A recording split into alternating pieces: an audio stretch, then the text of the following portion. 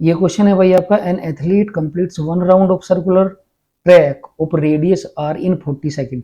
ये कोई circular track है, उस पर एक एथलीट राउंड लेता है और एक राउंड कंप्लीट करने के लिए कितना टाइम लेता है भाई, वो 40 सेकंड लेता है। What will be his displacement at the end of 2 minute 20 second.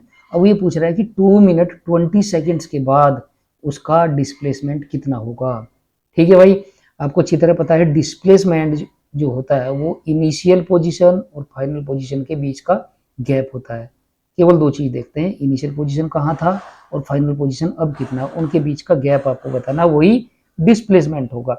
तो इस तरह का क्वेश्चन करने के लिए अगर इस तरह क्वेश्चन टाइम दिया हुआ है और कितना राउंड ले रहा है, तो आपको सबसे पहले ध्यान रखना ये चीज कि आप ओमेगा निकालेंगे, मीन्स एंगुलर वेलोसिटी आप निकाल लें, और वो दिया हुआ भी है, उसका फार्मूला भी है। एंगुलर वेलोसिटी का सिंपल फार्मूला है, वो है भाई angular velocity omega is equal to angle, means कितना एंगल उसने घूम लिया वो, ठीक है, अपने राउंड में, और अपॉन टाइम। ठीक है, लेकिन यहाँ पे कंप्लीट राउंड दिया हुआ है, कंप्लीट राउंड का मतलब हो गया 2 पाई एंगल वो कंप्लीट हो जाएगा। और एक मिनट रुको, इसकी फिगर आपको दिखाते हैं। सबसे पहले तो यहाँ पे चलते हैं, देखो यहाँ से स्टार्ट करते हैं भाई। ये कोई एथलीट है और ये राउंड ऐसे ले रहा है, इसका रेडियस है जो ट्रैक का वो आर है, कैपिटल आर है जो उसने दिया हुआ है, ठीक है। और 40 सेकंड में कंप्लीट राउंड करता है, इसका मतलब एक राउंड कंप्लीट करने के लिए जो टाइम है उसको टाइम पीरियड भी बोलते हैं, उसको कैपिटल टी से हम डिनोट करते हैं। टी इज इक्वल टू दिया हुआ है यहाँ पर अपना कितना हो गया भाई, 40 सेकंड।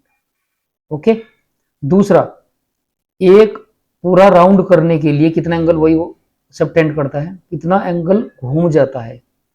यहां से यहां तक आधा राउंड का मतलब हो गया पाई रेडियन, और पूरा कंप्लीट राउंड लेने के लिए जो एंगल है वो कितना हो जाता है भाई आपका, 2 पाई रेडियन होता है। ठीक है, तो ओमेगा यहां से सबसे पहले आपको निकालना है, ओमेगा इज इक्वल टू होता है 2 pi upon T, capital T.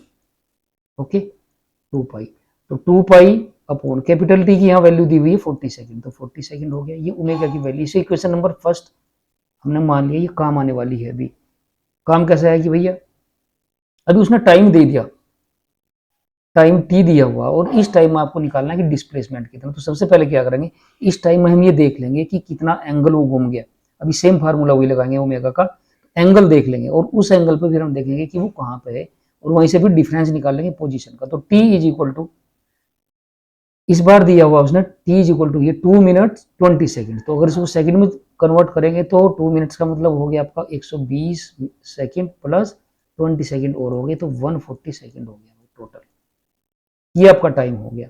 अब इस टाइम में आपको निकालना है कि कितना एंगल वो घूम गया, तो फिर ओमेगा का फॉर्मूला फिर वापस लगाएंगे, ओमेगा इज इक्वल टू, इस बार एंगल हमको निकालना है भैया, उसी से पता चलेगा कि उसकी करंट पोजीशन क्या है। ओके, और अपॉन टाइम, टाइम इस बार कितना लेना है आपको, 140। ओके, ओमेगा की वैल्यू हम ऑलरेडी निकाल के बैठे हुए हैं, तो यहाँ पे वैल्यू रख देंगे, वो हो जाएगी आपकी 2 पाई अपॉन 40, ये हमने वैल्यू रख दी। तो एंगल आपका आ जाएगा, ये एंगल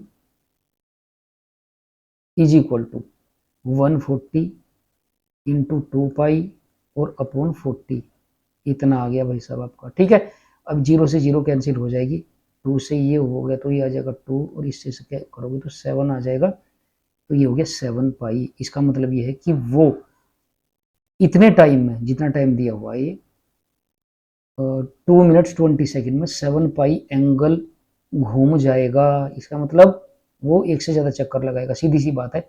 अब एक चक्कर सपोज यहाँ से उसने स्टार्ट किया, तो एक कंप्लीट चक्कर हुआ 2 पाई, और फिर 2 चक्कर, तो अब आपको देखना कितने टोटल चक्कर लगे। ठीक है, एक चक्कर में कितना घूमता है 2 पाई, तो 7 पाई में कितना घूम जाएगा भैया, वो 3.5।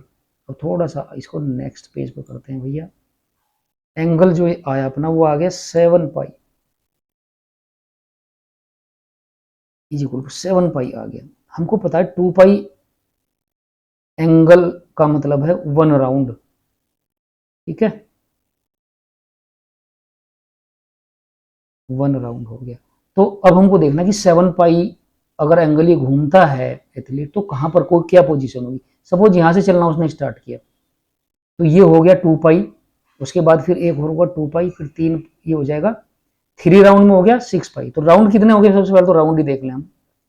राउंड इज इक्वल टू हो जाएंगे 7 पाई अपॉन 2 पाई, क्योंकि एक पाई में कितना, एक राउंड में कितना है 2 पाई एंगल सब घूमता है वो, तो ये हो जाएगा 3.5 राउंड हो गए।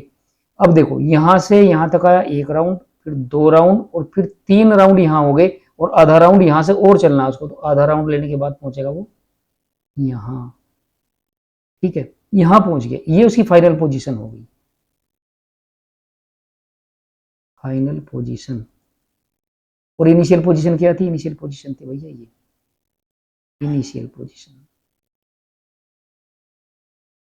ये इनिशियल पोजीशन थी। तो इसके बीच का डिफरेंस अभी आपको देखना है, बिल्कुल सीधा डिफरेंस देखना है, मिनिमम शॉर्टेस्ट डिस्टेंस आपको देखनी है। तो शॉर्टेस्ट डिस्टेंस होगी आपका ये डायमीटर, यहां से यहां तक का डायमीटर हो गया, और ये कितना होगा r plus R.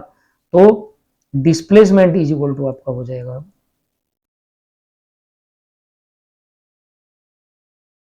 Is equal to R plus R is equal to 2r। ये इसका आंसर, इसका मतलब आंसर आपका है ये आंसर होना चाहिए।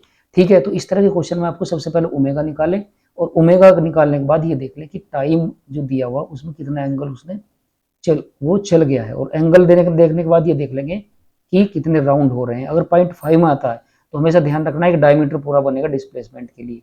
ओके, इससे आपको पता चल जाएगा, और आप कैलकुलेट भी इसको आसानी से कर सकते हो। ठीक है भाई, तो ओके, अब नेक्स्ट